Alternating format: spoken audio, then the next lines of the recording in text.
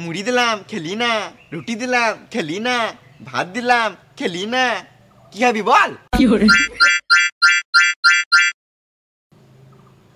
ইশারাতে আমি ভালো বুঝবো, মুখে কিছু বল।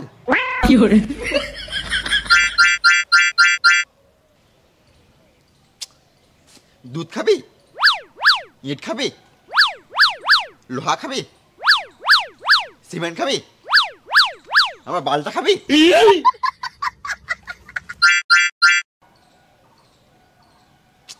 তাহলে কি গু খাবি?